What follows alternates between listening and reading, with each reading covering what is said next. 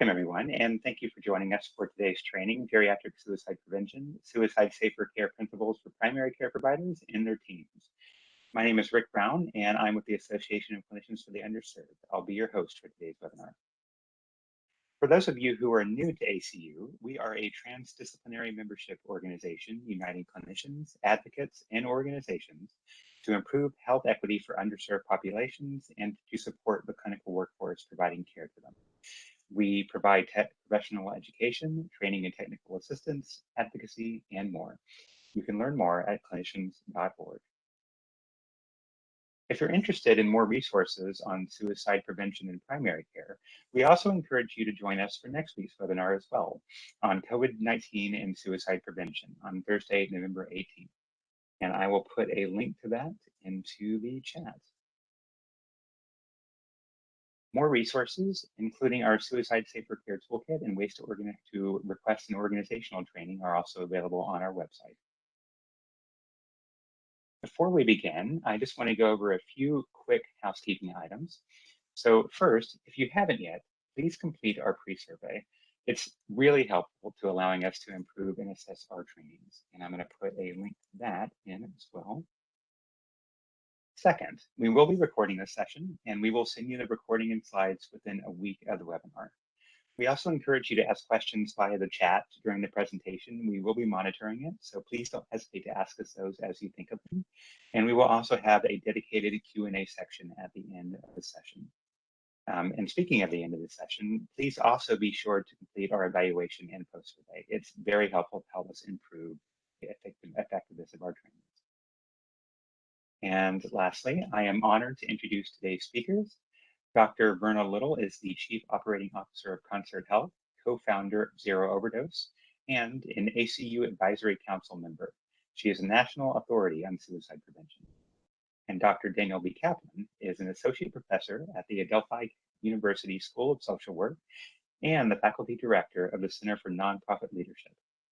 His research focuses on the unique health and mental health needs of older adults and their families. We are very excited to have them both with us. And with that, I will turn it over to Dr. Kaplan to kick us off. Thank you so much, Rick. Hello, everyone. Welcome. I really appreciate your coming into this webinar and being here to participate in this training and webinar program regarding geriatric suicide. This is a very important and serious topic, and I appreciate your taking the time to come here and give your attention to it. I'm going to begin by setting the stage for addressing this topic by talking about the size and scope of this important and serious problem. First and foremost, I wish to express how we are now in the midst of a significant demographic shift in terms of the population aging in the United States and around the world. Everybody knows about the population swell that occurred with the baby boom generation, and those baby boomers are now in the early parts of old age. But this shift began before that, at the beginning of the 20th century. You can see in the data on this slide, for example, that older adults comprised only about 4% of the population in the United States. And the oldest old, people who were 85 and older, made up about 0.2%. Nowadays, older adults make up about 16% of the population, and the oldest old make up a little over 2%. And this trend continues into the future. It is forecasted by epidemiologists that this aging trend is reliably going to continue for the next 30 or 40 years at the least. We know that the actual numbers of older adults that we have around the world today will nearly double by the year 2060. And so you see this disproportionate level of growth compared to overall population growth among older adults, and even more dramatically among the oldest old. This is a success that we should be celebrating, due in large part to the innovations and discoveries in medicine, healthcare, public health.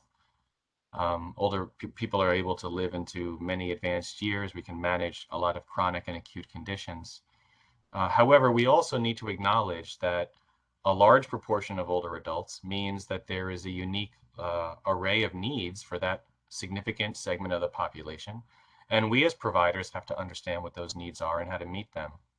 Some of the complexities that can make aging a challenge for people include changes in their social world as their peers um, also age, and people are losing important relationships in their life, their siblings, their spouses or partners, their friends and other family members. As you know, also with the aging of the human body, there are a number of expected changes that can cause frailty in older people in terms of their bone integrity and the aging of our cells. And this all leads to, reduced immune functioning, a higher likelihood of chronic and acute conditions. All of that culminates into functional losses. And so this can be a time of a lot of change for how people operate in their day-to-day life and their overall wellness. And this is well known.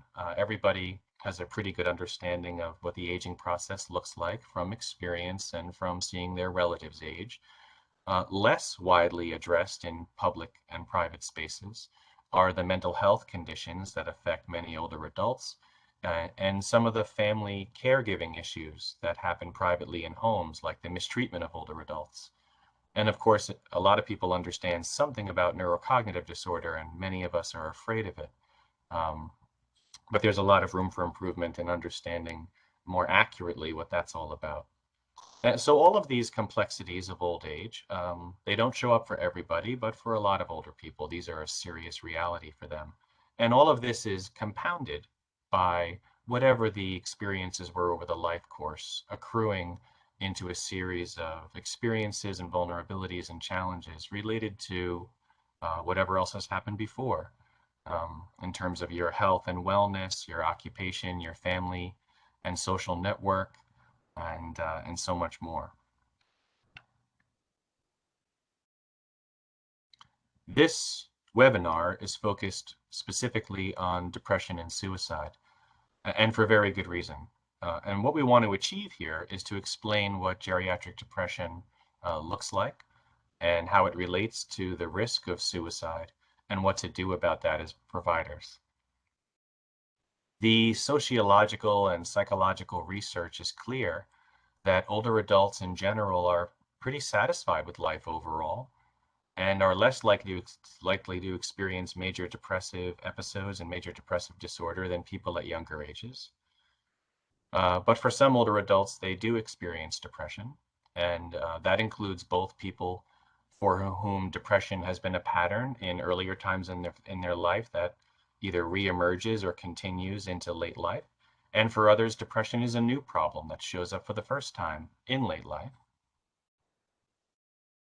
As you know, as providers, depression can be used in a number of ways. The word depression, it can describe both the characteristic symptoms and experiences of people and within the diagnostic labels for the disorders that are related to depression. At all ages, depression is caused by a combination of factors for most people, including those which are biological, as well as those that are psychological and social. And so as providers, we think about our areas of expertise and what we're paying attention to in our clinical work to try to understand what we have the ability to ask about and assess for, and which other providers in our teams are well suited to ask about other issues. Also, across all age groups, depression is known to improve with treatment. And so that's very important. There are a lot of myths about aging, not that clinical providers have the same adoption of these myths, but it is sometimes thought that older adults won't improve as well with treatment for depression, or that it's not worth even trying, when in fact we know that treatment can be very effective for older adults as it can be for other ages and is absolutely worth putting in place. Unfortunately, less than half of older adults experiencing depressive symptoms seek treatment from their providers. What you see on this slide are a number of diagnostic labels for different depressive disorders. And I mentioned how older adults are less likely to experience major depressive episodes than people at younger ages, but it's important to understand that older adults are more likely to experience persistent depressive disorder and to have depressed mood. So that's something for us as providers to be watching out for and paying attention to. You can see here that the rates of major depressive disorder among older adults are relatively low at about 5%, and yet a much higher proportion of older adults experience clinically significant depressive symptoms. That's at 23%. And that means that these symptoms are interfering in some way with their daily functioning and that those symptoms deserve and require treatment. All of that is different for older adults who have additional risk factors for depression. For example, the rates of major depressive disorder and clinically significant depressive symptoms are far higher for older adults who are experiencing serious problems in terms of their health or who are living in long-term care settings, who have experienced recent immigration, and for those who have various forms of social stress. So that describes quite a large proportion of older adults. And you may be aware that those risk factors are going to be higher for the oldest old as compared to the younger old group. So people in their late 80s and early 90s will have many more of these risk factors in general than older adults who are just entering into that part of late life, maybe in their late 60s and early 70s. You can see here that there's a wide diversity of conditions that are associated with geriatric depression. And for those of you who are clinicians working with older adults and you look at this list, it wouldn't be surprising to expect that the vast majority of your patients are living with one or more of these conditions. And the older the person, the more likely they'll have one or more of these conditions.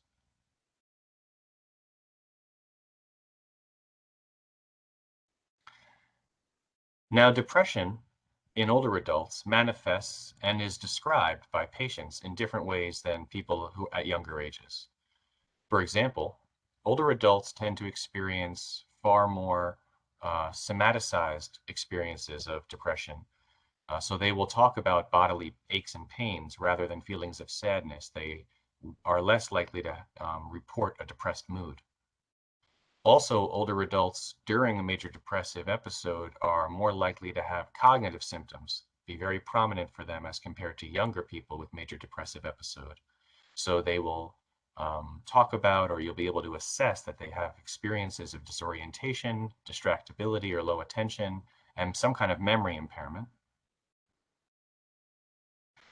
There is also a tremendous amount of overlap between depressive symptoms occurring at the same time as disorders related to anxiety and dementia. Importantly, when people experience depression as their initial onset of this condition in old age, they're more likely than to have psychotic or delusional symptoms, as well as cognitive impairment and hypochondria, as compared to the people for whom depression set in earlier in life. The reason all of this information is important is that older adults have unique experiences of depressive symptoms and talk about those experiences in different ways than their younger counterparts. But another important part of this is that older adults may be experiencing memory impairment, bodily aches and pains, other forms of cognitive impairment, and feelings of anxiety for a wide variety of reasons that are unrelated to depression. And so it's easy to overlook the possible connection between those experiences or symptoms and the risk for depression. And as a result, older adults are underdiagnosed, majorly underdiagnosed for depression.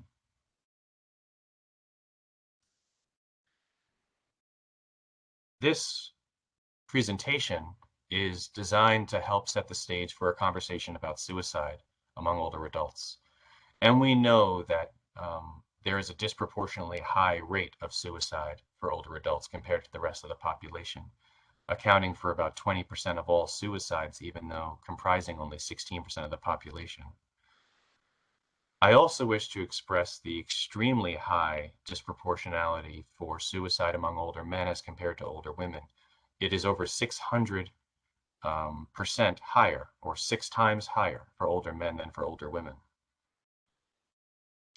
All of these statistics are alarming because the rates of suicide are so high for older adults, but also because we believe they are significantly underreported in the first place.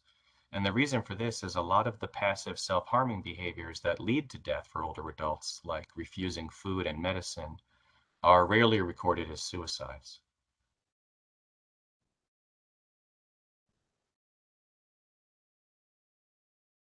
One of the most alarming parts of our understanding of geriatric suicide is that even though older adults attempt suicide less often than people at other age groups, their completion rate is far, far higher. You can see here that across all age groups, about 1% of suicide attempts lead to death, but among older adults, it is 25%. So this is not a small difference. This is an alarming major difference. And it tells us something about the lethality of suicide attempts among older adults that's driving this high rate of completion. We believe from our research about geriatric suicide that there are a number of reasons contributing to this high rate of suicide completion or death by suicide. On the one hand, part of it is that older adults who attempt suicide are likely to be frail and have major health problems, and so it's more difficult to survive the suicide attempt. In addition, older adults are far more likely to keep their plans private and to avoid interventions, so they are reluctant to tell anybody about their plans in general. On average, they avoid intervention opportunities. And they are also less likely to live with people who can discover them shortly thereafter and provide some sort of intervention, like calling the emergency department or calling for an ambulance. But one of the most important factors here is that older adults are twice as likely as people at other age groups to attempt suicide with a firearm. And you can see here that it's more than 7 out of 10 attempts of suicide among older adults utilize firearms as the means of death. So this says something very important about the magnitude of intent for death by suicide among older adults. So when older adults are experiencing depression and that evolves to a point where they have suicidal ideation, if our safety net of services do not detect this risk, it's very, very likely that a suicide attempt will lead to death. The risk factors for suicide among older adults overlap a lot with the risk factors for depression among older adults. And you can see here that in addition to depression, there are also risk factors related to other mental health conditions and substance use disorders. Pain and illness, previous suicide attempts is a very high risk factor. Losses in functional ability, acquiring various disabilities because of chronic and acute conditions. It's important to know that about a third of older adults experience subjective social isolation, feel that they are socially isolated when asked. Another risk factor is family trouble. I mentioned mistreatment of older adults in the community. This is a silent epidemic that providers hopefully understand is happening behind closed doors and can ask about. But all kinds of levels of family discord can cause major stress for older adults. And of course, there's the loss, the grieving and bereavement that is quite serious when you experience loss after loss in your social network, especially among your closest loved ones. And there is a high risk for both depression and suicide among older adults who are diagnosed with dementia or who are even experiencing the symptoms of cognitive impairment and who are fearful of dementia. So that's quite a long list of potential risk factors for us to pay attention to as well. I mentioned before that older adults rarely give warnings about suicide and seldom seek mental health treatment, and that's one side of a very serious problem. But the other side is that providers are not doing as well as they could to assess the risk and provide assistance or intervention. We know that physicians are less likely to offer treatment for depression to older patients than they are likely to offer treatment for depression to younger patients. It is important to understand the size of that challenge. For example, fewer than 4% of older adults with any behavioral disorder are provided treatment by primary care providers, and less than 1% of older adults with any behavioral disorder are provided treatment by mental health providers. So whether it's 4% in primary care or 1% with mental health care, these are unacceptably low levels of treatment. So that's one of the reasons for this topic being presented today, is to hope that everybody here will begin to do more. You may already be doing a lot, but it could include speaking to colleagues about their capacity to provide better assessment and intervention, so that we can make an impact on those statistics to drive up that rate of treatment.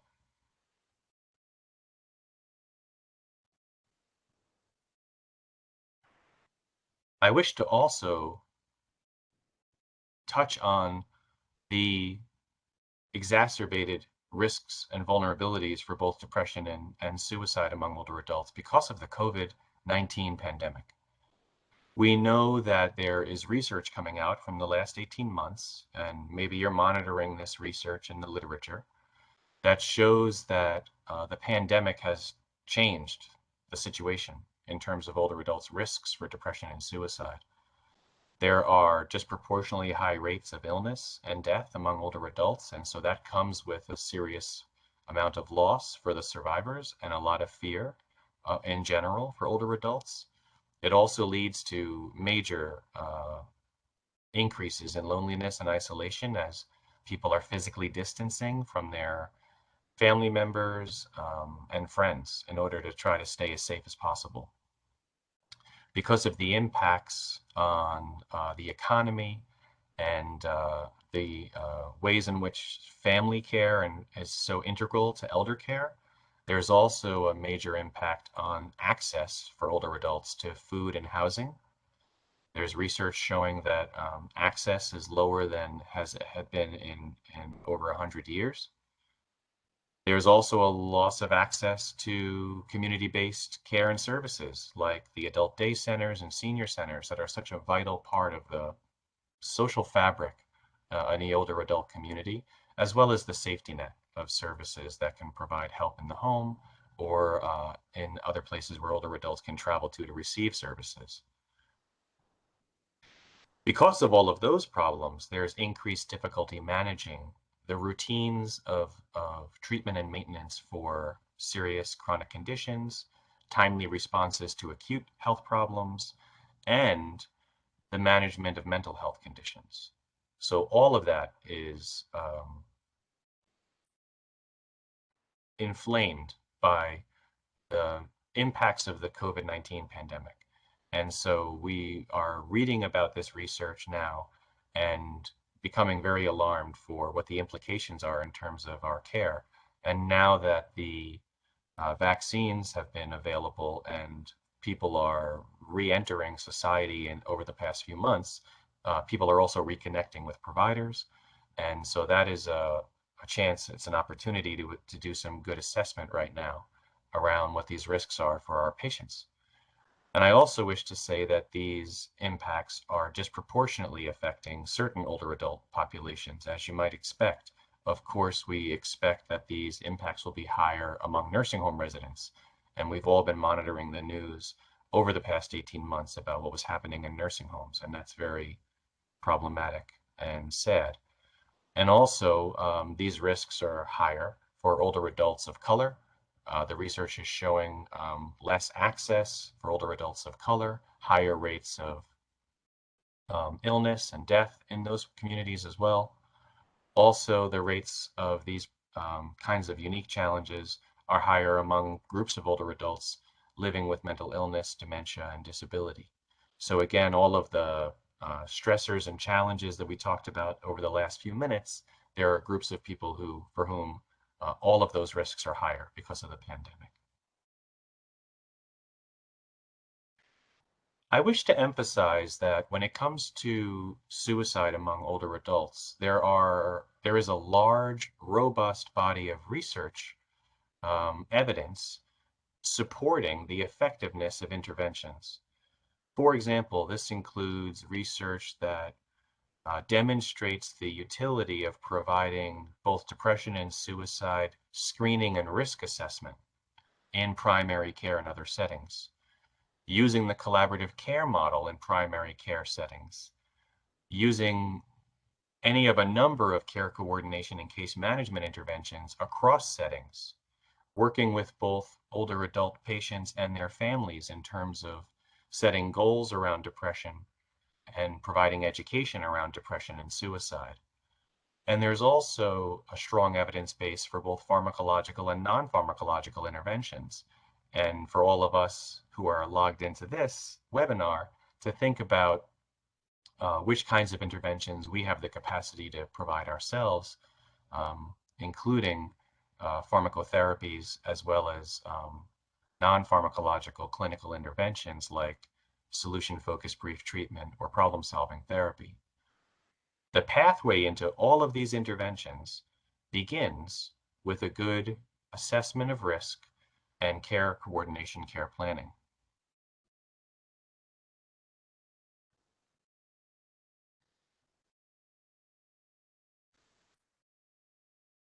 All of our intervention work also can be tailored to the context of this pandemic. So the risks are higher and challenges are unique related to the pandemic. And so our intervention options should also be tailored to this context. And so the emerging research suggests that we should be looking seriously at collaborative and interdisciplinary care coordination to make sure that older adults are experiencing safety, having their basic needs met, access to their medications, responding to illness, using technology for our own health and mental health related assessments and interventions, including our outreach to older adults we haven't heard from or haven't seen in the clinic, using technology or encouraging the use of technology to address the social isolation by promoting connections between older adults and family and friends, as well as a wide array of really innovative social programs like the memory cafes and various social clubs so that older adults feel less isolated. That'll have a serious impact on their mental wellness. And so our role as providers can include asking about access to those kinds of social opportunities and really promoting that those opportunities be taken advantage of with intent, with purpose.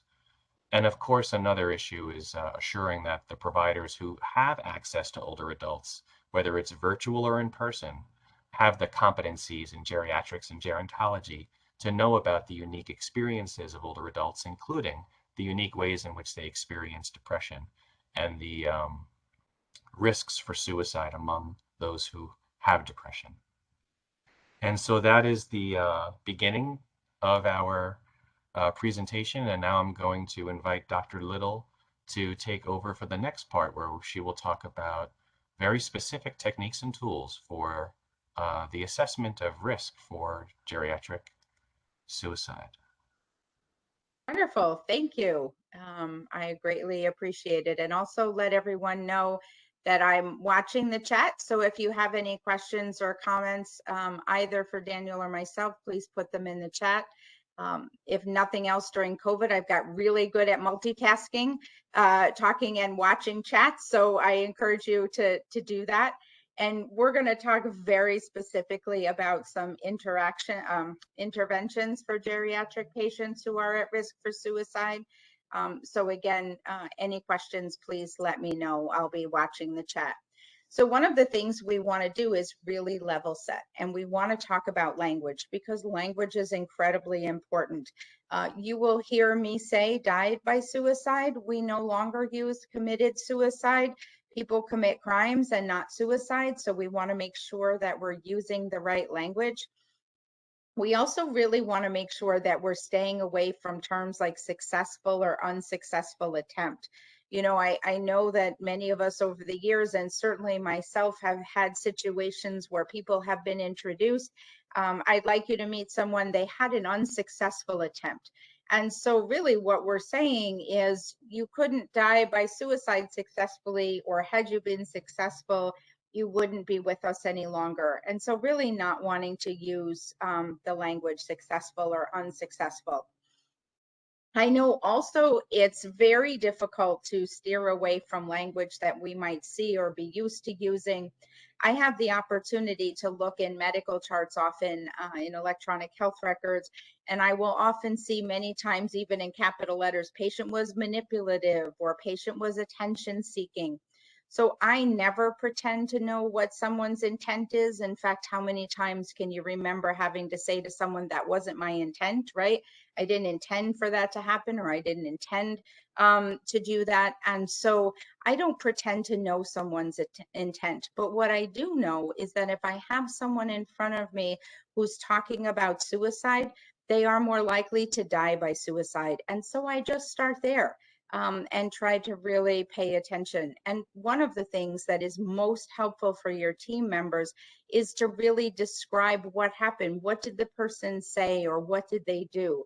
That's going to be way more helpful in someone else caring for that patient or for the rest of your team than talking about someone as being manipulative or attention seeking.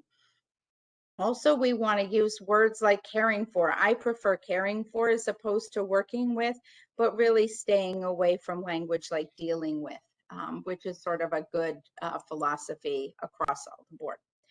So this is a pretty famous zero suicide slide, and really getting you to think about what's happening in your systems. So where are people falling through the cracks? A good example in a lot of organizations, either mental health or primary care or healthcare settings, is that oftentimes people who answer the phones don't know that someone's at risk for suicide. And so as an example, someone died by suicide and they had canceled a medical appointment, a behavioral health appointment, and like a women and children's WIC appointment. And nobody at the front desk knew they were at risk for suicide to do something different. And there was no system in place to say, hey, wait a minute, this person has canceled 3 appointments. Maybe we should do something, right? Because they're at risk for suicide. And so really thinking about ways that you're able to plug some holes in your system or your Swiss cheese is going to be really helpful. And oftentimes people say, well, people in office functions like the front desk or in billing don't need to know. But actually they do, because if someone makes a statement and they're at risk for suicide, you want to make sure that somebody's doing something about it. And they can't do something different if they don't know that somebody is at risk. If you haven't had an opportunity to go to the Zero Suicide website, I really encourage you to do so. There's lots of different trainings on there, lots of information to help you think about what you can do as an individual, but also what you can start to do in your system, either in your practice, your organization, your office, on your team. There's CEUs and CMEs available. So I encourage you to take a stroll through the Zero Suicide website. I think you'll find it helpful, particularly if you're interested in doing this work, getting more information. There's also more detailed information and training on there on things like risk assessment and safety planning, which many of you might find helpful. So one of the things that we really talk a lot about is that many places now are screening for depression. So whether you're in a mental health or a primary care office, you're asking patients about depression and you're screening them. So we encourage you to use that as a jumping point, and we'll talk a little bit more about what that looks like very specifically. We also want to ask patients very directly what they might want to know, what you might want to know. So for example, we want to make sure that we're open about talking about suicide. And a lot of times many people will say, well, I ask patients if they're okay. And that's a very different question than asking someone, many of the people that I see think about suicide. I'm wondering if you're thinking about suicide, or I'm wondering if you're thinking about dying by suicide today. What the research tells us overwhelmingly is that you are not going to give someone a suggestion. Someone is not going to be more at risk because you ask them about suicide.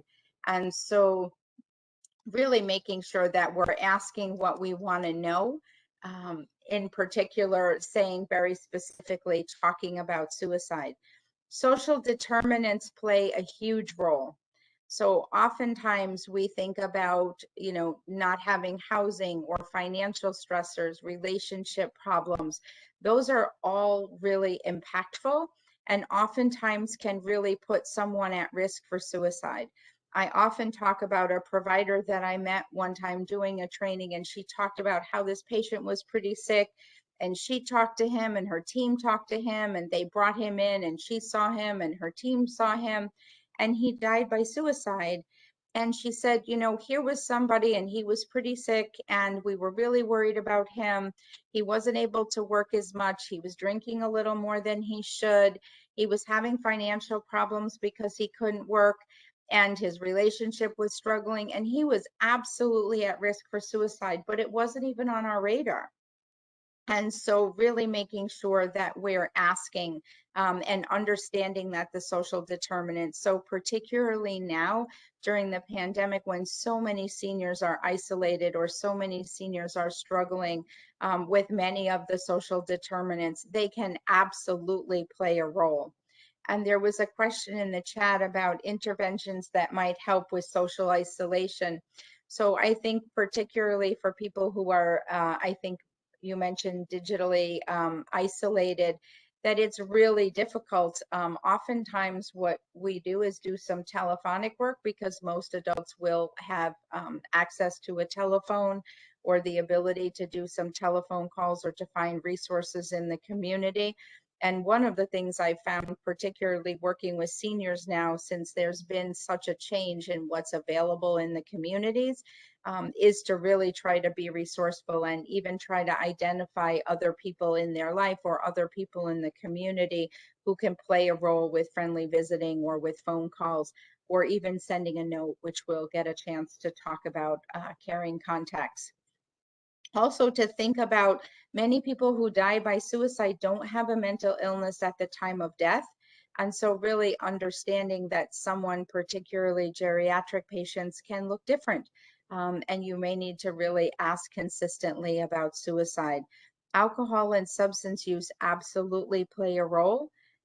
Even prescribed medication and medications that people have or are taking can put people at risk. So really make sure. Also, transitions are a huge time of risk. So oftentimes we think of transitions about just someone, a senior maybe coming out of the hospital, but coming out of rehab, physical rehab, changing homes. So maybe losing independence and having to move into assisted living or moving into a facility or moving in with a family member. Those are transitions, and someone who is going through a transition is really at risk, particularly 30 days following that transition.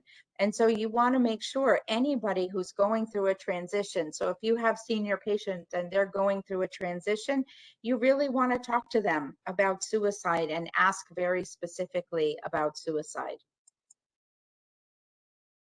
So we talked a little bit before about screening for depression. This is the PHQ-9, which many of you are familiar with, I'm sure. And we know that the highest score is 27, and we know that 10 or above is often what gets some attention from organizations. And so the last question, number 9, is thoughts that you would be better off dead or hurting yourself in some way. And one of the things that I will do is I will pull the PHQ-9 up on the computer or on my sheet of paper that I have, and I will say, so I see you're having some difficulty sleeping, and that's a problem for you more than half of the days. And I see that you're having difficulty concentrating, like when you're watching TV or reading a newspaper. And that's a problem for you nearly every day. So those are probably related. And I definitely want to make sure that we have a chance to talk about the difficulty you're having sleeping. I also see that you have thoughts that you would be better off dead or hurting yourself in some way. And that's more than half of the days. So thank you for telling me that you're thinking about suicide. Your life is really important to me. You're really important to us here. So that I will transition right from the PHQ directly into asking someone about suicide, but most importantly, letting them know that I heard them. I will often give some advice to say, think about what you might say to someone who just told you they're at risk for suicide, and maybe for the very first time. And so really thinking about what you might say. I think all of us have had a time in our life where we've told somebody something and then kind of held our breath for the first couple of seconds to see, how did this go over? What did they say? What is their reaction? What we'll do is think about some storage statements so that your response can really let someone know, hey, I heard you. It was safe to tell me it's okay. Because we know in our own personal experience that we've waited, and that really dictated whether or not we kept talking or whether or not we told anyone else. So certainly encourage you to think about what you might want to say to someone and to recognize, thank you for telling me you're thinking about suicide. You're really important to me. So someone asked about someone who is alone and not lonely can have suicidal intent, even though there's no sign to show. So I would say oftentimes that there generally may be signs to show, but it's really important to ask someone. So I'm just wondering, because many people are feeling isolated now during COVID, or I know that you have difficulty getting out and that you spend quite a bit of time alone. I wonder if there are times you're thinking about suicide. So I would always ask, again, if someone isn't thinking about suicide, you're not going to give them an idea, but then you know whether or not they're thinking about suicide, and you can start to talk to them and say, hey, thanks for sharing with me. Let's think about what we might do to keep you safe. And so you can feel less isolated.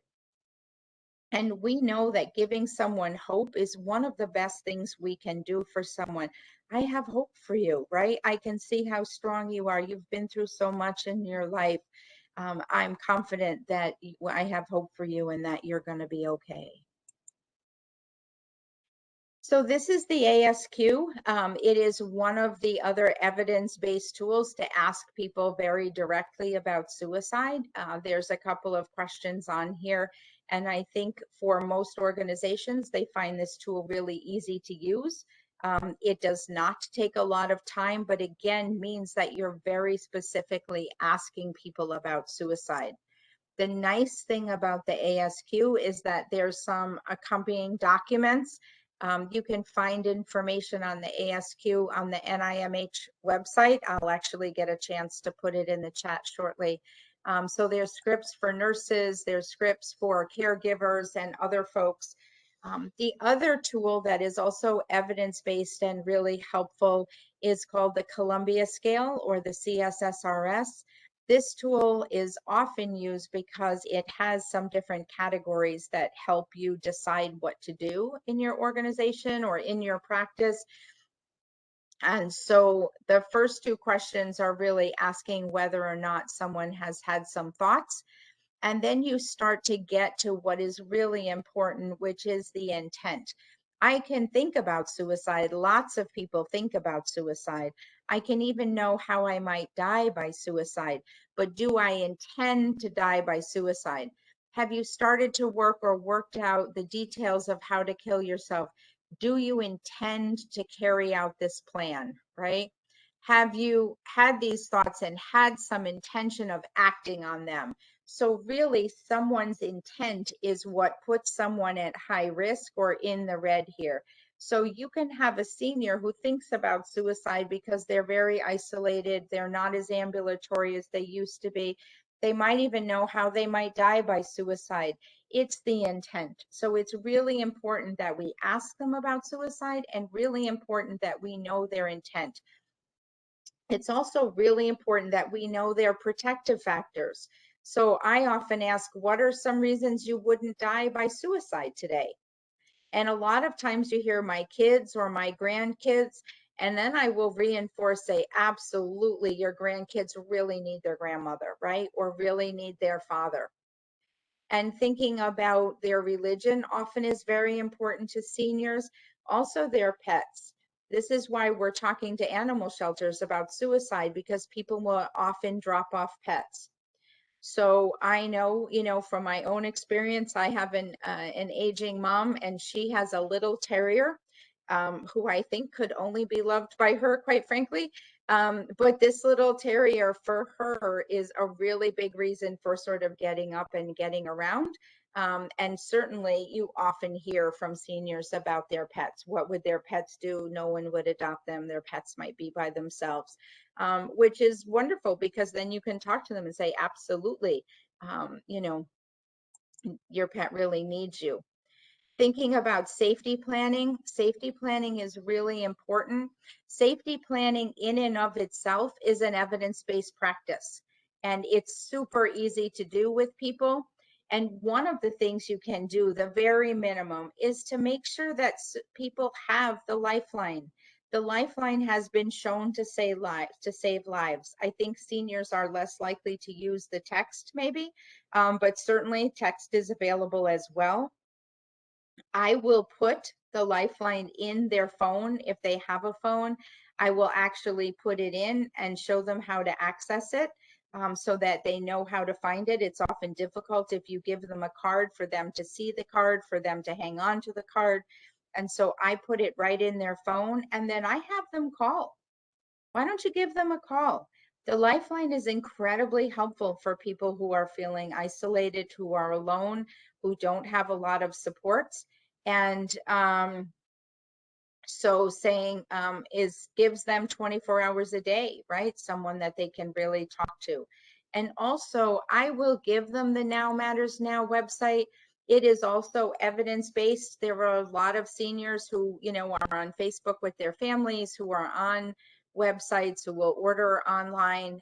And so you can have them do the Now Matters Now website, save them. It actually has some things that they can listen to and don't have to read. And so that is often really helpful for them. And so certainly really helpful, so that you can make sure to give them that and set it up for them. I will also give to family members, because sometimes children are really concerned about their aging parents who are, talking about or thinking about suicide. And so the Suicide is Different website can give them some support and information, or also people who maybe their spouses are thinking about suicide. And so you can pull it up and give it to people and have that information. I also like to give people an emergency safety plan. So emergency safety plans are super helpful, because risk can change. Someone could get information at a doctor's office that could dramatically change them being at risk, or they could lose a spouse, or something could happen and they could really change in risk. And so I like to give someone an emergency safety plan. So oftentimes I'll say, way back when you were young, you learned when you caught on physical fire to stop, drop, and roll. Even though the likelihood that you're going to catch on physical fire, like it's probably never happened to you, is pretty low. And I want you to know what to do if you catch on emotional fire, because you've talked to me about suicide, and I know that you're concerned about not being able to get around as well, or losing your ability to drive. And so should you catch on emotional fire, I want you to know what to do. That you can splash cold water on yourself, because that's going to be really helpful and help you to start thinking about something else. That you're not going to make any decisions and you're going to call the lifeline or talk to someone. That you're going to make eye contact with someone, like maybe if you have a picture of a child or a grandchild, that you can actually look at that picture. Something that's going to break the thoughts of you hurting yourself. And so oftentimes it's helpful to talk to people about an emergency safety plan, and then to come up with some things in a safety plan that they might be able to do. And so oftentimes with seniors, you will hear, well, I can't go out anymore, or all of my friends have passed away. And so oftentimes it's to say, well, let's just think about today. If you were going to do something today that might help you feel a little better, what would it be? And I really use the same day, next day, but I really try to do today so that they can get a very quick success and think about something that they might be able to do right away. If you were going to reach out to someone today, who would it be? If you were going to do something today, and oftentimes it can be calling someone, it can be opening windows, it can be talking to a neighbor, it can be watching something on TV that is funny, like an old show that you like. And whatever it is, what you do want to make sure is that it's something that people can do all times of the day and all times of the year. So as an example, I had a woman that I worked with. She was well into her 70s. She had unfortunately lost her entire family in a very bad accident, had really struggled with suicidal thoughts. And one of the things that she liked to do was to go and watch kids at the daycare down the street. And she would do that sometimes. But if they weren't outside, or if the weather wasn't good, or it was during the night, then that wasn't really an option for her. And so we really had to think about something that she could do all the time. And so really making sure that that could happen. So there's a great question here. How often do you redo the safety plan if they aren't following it? This is an awesome question. I love it. So a couple of things. One is that if they're not following the safety plan, that it's not working, and I start all over again, because it means it's not doing what it's supposed to do, right? They're not relating to it. Those things aren't doable. They're not things that they see really working for them. And safety plans have to be very, very personal. So, oftentimes I'll see listen to music, write in a journal, go for a walk. And those aren't really often coming from the people who are going to be using the safety plan. Well, what music would I listen to? I would listen to, Art Garfunkel or Simon and Garfunkel, Bridges Over Troubled Water. I would listen to them very specifically. And how would I get to them? Are they on my phone where I can get to them right away? Do I still have a record player? Do I have them somewhere? So I would really problem solve that, right? So that they were really accessible. And I just say, well, it sounds like this isn't something that will work for you. What do you think will work? And then, I keep pushing people, because people have really thought about how to stay alive and what that will be like. So I know there's, if someone talks about what they want at their funeral, can that sometimes be a suicidal signal? I think it can. And I, again, would ask very directly, I'm concerned because you're talking about your funeral, and I'm just wondering if you're thinking about suicide, right? I would ask very directly, because someone could think about their funeral and not be suicidal, but I would really want to make sure, right? We have a patient who says that continually and talks about how being with his wife that died. And so it is really common for people to say, I want to join my spouse, or, someone that has passed away. And I think that's, something that gives someone comfort, and something that someone wants to do. That doesn't necessarily mean they're suicidal. And I would actually ask someone, I'm really glad you're here now. You're really important to me, and I really care about you. I'm wondering if you're talking about joining your wife means that you're thinking about suicide, so that you want to really try to ask, because I could want to join, my spouse, and not necessarily be suicidal, but you really want to make sure. And also say, well, what are some ways that, you could remember your wife today that will keep you safe, but also make sure that you're feeling close to your spouse, right? So that you can try to talk about some of those things. So really wanting to make sure. So geriatric therapy or support groups, I think that there are some that are starting to form online. Certainly, one of the things that is super important is many seniors who are less likely to go to specialty mental health and more likely to have a primary care doctor that they see pretty frequently. And so there's something called collaborative care, which is an evidence-based behavioral health treatment to identify and treat patients with depression or anxiety in primary care. And so if their primary care office offers that, I would really encourage it because it's telephonic and it's very patient-centered. And that can be incredibly helpful for people. So I want to be mindful of time. It is really important to talk to people about lethal means restriction. And oftentimes I will say to someone, you know, where might you get the medication or where would you get the gun? Because it doesn't mean that they necessarily have it or it's their medication. And oftentimes I want to make sure that I talk about it as temporary. So this doesn't mean you'll never be able to go hunting or you'll never be able to own a gun or to have your own medications. We just want to make sure you're safe now. And there's lots of information on the Zero Suicide website about lethal means. There's something called CALM, which is access to lethal means, and you can get some CUs or CMEs or take it there. The other piece is a caring contact, and I really like caring contacts. I used to use them when I worked in the emergency room and would send people home. And just a little note that says to someone, hey, you know, I'm thinking about you and I hope you're well. And this has been shown to save lives and to really be impactful for people. And I know even just sending a caring contact or a little note to a senior, you know, who is isolated and feeling alone can really make someone's day and can give them hope. So really making sure to try to do that as part of a best practice.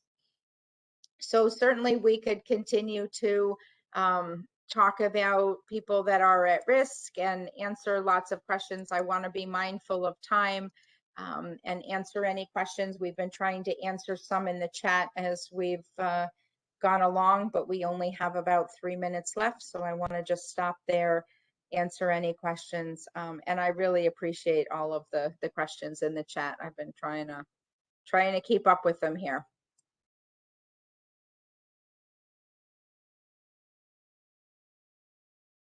And Daniel, thanks for getting back in there and putting in some resources. My pleasure.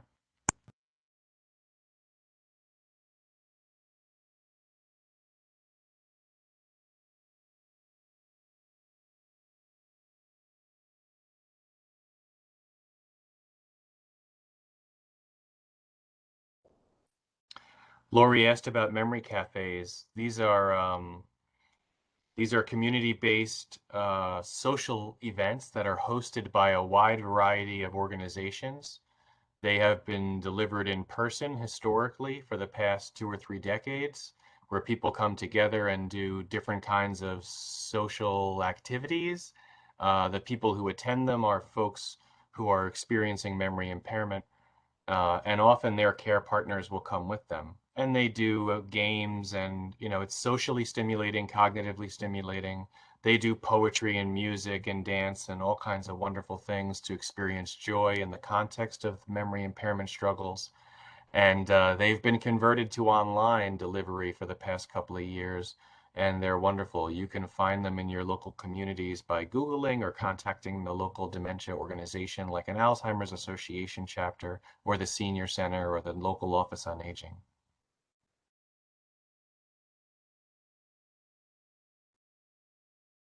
And yes, we can share the slides. Well, great. I know we're at time. I'm going to turn it back over to Rick to close us out. Daniel, thank you today. I always learn something every time I listen. Really appreciate everybody's participation. And Rick, I'm turning it back over to you. Thank you, Virna, and thank you, Dr. Kaplan, as well. That was a really thought-provoking presentation. As we conclude for today, I just want to take a quick moment to remind you to please complete our post-event survey and evaluations. It's very helpful, and I will put the link to the post survey in the chat now. Also, just as a final reminder, we'll hope to see you next week at our next Suicide Safer Care webinar on COVID-19 and suicide prevention. That'll be on Thursday, November 18th at 1 to 2 p.m. ET. Also, remember, if you would like to access further Suicide Safer Care resources, you can find them on our website at clinicians.org. Thank you so much for joining us, and we hope you have a great day. Thank you. Thank you both. Thank you. Goodbye.